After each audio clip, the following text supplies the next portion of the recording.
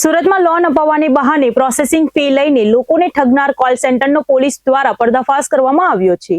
પર્વત પાટિયા સ્થિત સિટાડેલ કોમ્પ્લેક્સમાં ચૌહાણ બ્રધર્સ અને ઇપિક ફાઇનાન્શિયલ સર્વિસની ઓફિસમાં દરોડા દરમિયાન મોટો ખુલાસો થયો છે। સુરતના પર્વત પાટિયા વિસ્તારમાં સાયબર ક્રાઇમની ટીમે 28 જાન્યુઆરીના રોજ એક સફળ દરોડા પાડીને લોન ફ્રોડના મોટા રેકેટનો પર્દાફાશ કર્યો છે। સિટાડેલ કોમ્પ્લેક્સમાં ચૌહાણ બ્રધર્સ અને ઇપિક ફાઇનાન્શિયલ સર્વિસ નામે ચાલતી ઓફિસમાં પોલીસ ત્રાટકી હતી, જ્યાંથી નિર્દોષ લોકોને લોન અપાવવાની લાલચ આપી નાણાં પડાવવાનું નેટવર્ક ઝડપાયું હતું। આ ઠગોની મોડસ ઓપરેન્ડી અત્યંત ચાલાકી ભરી હતી। તેઓ લોકોને લોન પ્રોસેસિંગ ફીના નામે પ્રથમ 799 અને ત્યારબાદ માત્ર 24 કલાકમાં લોન પાસ કરાવવાની ખાતરી આપી વધુ 999 પડાવતા હતા। એકવાર નાણાં મળી ગયા પછી આરોપીઓ કોઈ પણ પ્રકારની લોન કરાવતા ન હતા અને ગ્રાહકો સાથે સંપર્ક તોડી નાખતા હતા। પોલીસે આ મામલે પ્રવીણ ચૌહાણ નામના શખ્સની ધરપકડ કરી છે, જ્યારે અન્ય આરોપી નમન ચૌહાણને વોન્ટેડ જાહેર કર્યો છે। દરોડા દરમિયાન 3 મોબાઈલ, એક લેપટોપ, 37 નોટબુક અને અનેક સિમ કાર્ડ સહિતનો મુદ્દામાલ જપ્ત કરવામાં આવ્યો છે। તપાસમાં બહાર આવ્યું છે કે આ ગેંગે અત્યાર સુધીમાં અનેક લોકો પાસેથી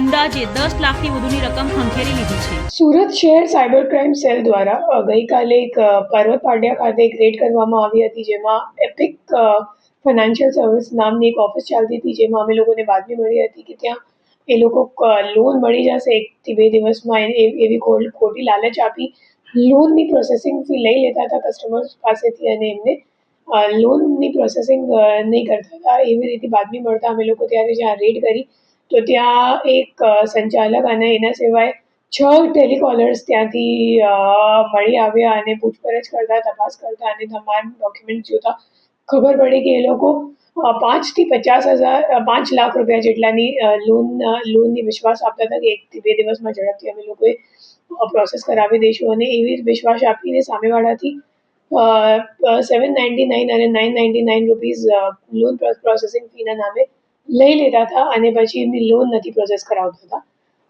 એ જે ટેલિકોલર્સ છે એમને દર દિવસની ટાર્ગેટ્સ આપવામાં આવતી હતી અને એ માહિતી એ લોકોએ મેટા એડ્સમાં એડ ચલાવીને કલેક્ટ કરતા હતા। તો જે લોકોને લોનની ઇન્ક્વાયરી કરવી હોય એ લોકો એડ પર ક્લિક કરે અને એડ પર ક્લિક કરવાથી તમારું નામ અને નંબરનું ડેટા એ લોકો પાસે પહોંચી જાય અને પછી એ લોકોની લિસ્ટ બનાવીને એ લોકો તમામ ટેલિકોલર્સ વચ્ચે વેચણી કરી બધાને ટાર્ગેટ આપવામાં આવતી હતી કે તમારે આજે 100 કોલ કરવાનું છે કે 200 કોલ કરવાનું છે અને એ મુજબ આખી પ્રક્રિયા ચાલતી હતી છેલ્લા 6-7 મહિનાથી।